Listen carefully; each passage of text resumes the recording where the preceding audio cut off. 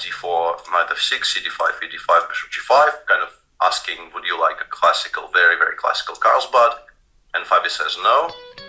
I would very much like to play Rogozin if you go knight f3, and Richard goes e3, which is immediately met by the very, caveman-y approach here with g5, h5, h4, knight e4, knight g2, bishop g4, queen b3. Fabi is still blitzing everything out. Richie either finally or maybe very, very recently has found this type of thinking. Have you seen this? I don't know anything about this at all. Yeah, I saw a lot of, I think it's young Armenian players have been playing bishop b4 and kind of similar ideas with very quick h6, g5s. I must say this exact position I'm not familiar with, but I think instead of queen b3 I've seen similar ideas before that. And it's just chaos, right, already.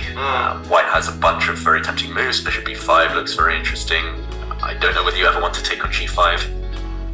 I don't really know where I decided planning to castle either. It's definitely going to be quite exciting, this one.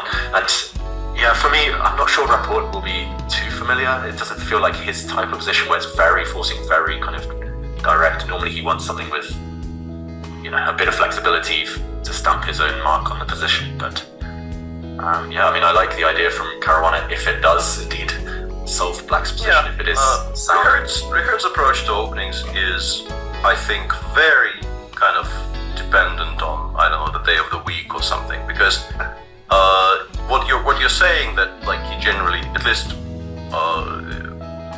he has a reputation of somebody who very much just likes playing chess and would very much like to play a non-standard, non-theoretical position more or less entirely regardless of how it's evaluated.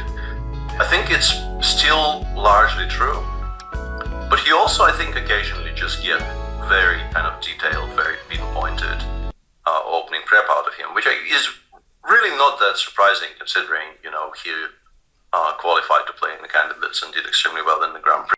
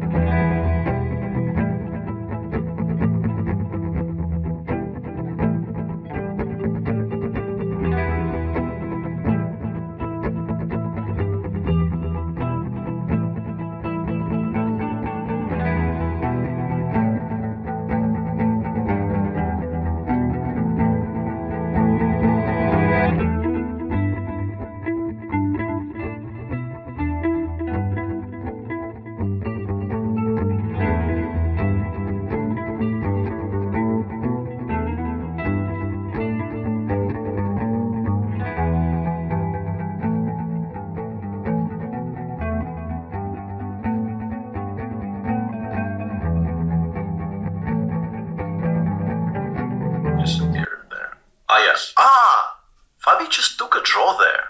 Whoa. This is actually kind of surprising to me because I will just briefly show what happened after king f2. He took on f3, which was okay. Played rook d1. And yeah, in this position, I thought he was just going to go rook d2 and play. But I guess he didn't believe he was better for some reason. And some move, rook b3. Rook b3 maybe, yeah. King d6, king f6. Because yeah, you have king f6 counterplay. Maybe it's not much, yeah. But I assumed this is what was going to happen, and he just gave this perpetual. Yeah, it does feel like Fabi just said, let's play a few more moves and to move steady, and maybe he felt guilty, kind of. And it's the right thing to do to agree a draw in that No, honestly, it very much depends on what the answer was. Like, if it was no, you are not